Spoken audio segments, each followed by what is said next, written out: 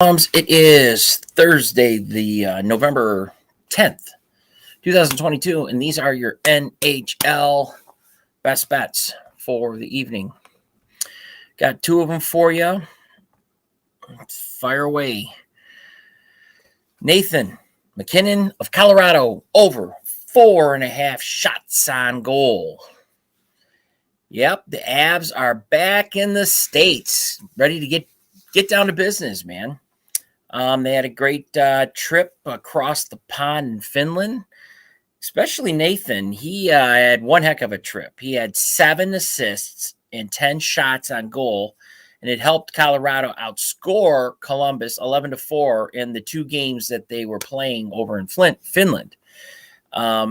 Now, one of the things McKinnon is most known for is his shot-taking prowess. That's why we have him over 4.5 shots on goal tonight. This guy is he's a machine. Now, he has 55 shots on goal through 11 games so far this season, after having 299 in just 65 games last season.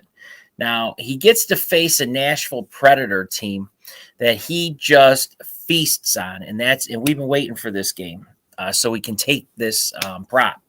He's racked up 6 and 9 shots on goal in their 2 most recent meetings, and that was just in the regular season. Now, in the Avs 4-game sweep of Nashville in the playoffs last season, he had shot totals of 6, 8, 6, and 9. Nashville is allowing the 14th most shots per game overall, but the numbers are more favorable than that. They're allowing the 3rd most to centers specifically, and that's McKinnon's position. So expect him to remain very consistent tonight, especially at home, sweet home, where he does his damage. It's a high number. 4.5 shots on goal is high. Even 3.5 is usually pretty high. But this dude's doing it, and I love it. I like the matchup. Everything's primo. For your second, you got Chicago and LA under 1.5 goals in the first period. I can tell you all you need to know about Chicago. We already know that they have just thrown the white flag up. It's just what it is. Now, these 2 teams have been involved already in low-scoring contests recently, as there have been 6 or fewer total goals scored in each of Chicago's last 3 games, and in 4 of LA's last 6. Now, these trends should continue in this matchup, a game that likely will look like last week's 2-1 contest, and we're kind of figuring score is going to be pretty much that tonight.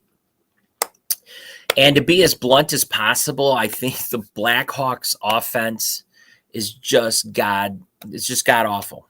Their roster is constructed like that of a organization that's just basically tanking. And I think we know why. Connor Bedard is the guy they're probably looking at getting if they can get this first draft pick.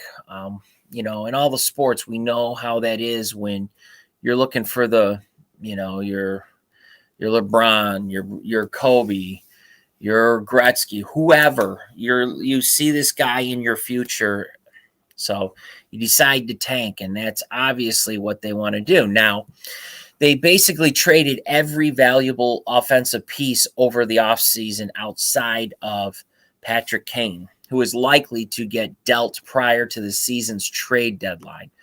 The ramifications of these actions have definitely been felt in their offense, as the Hawks rank 30th in the league in expected goals for per 60 minutes.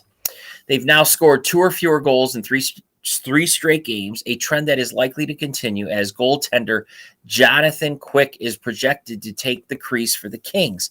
While it has not been the strongest start to the season for LA, he has started to turn it around recently. Over his last 4 starts, Quick is 3-0-1 with a .934 save percentage. Now, this strong play should continue against Chicago, a team he typically dominates.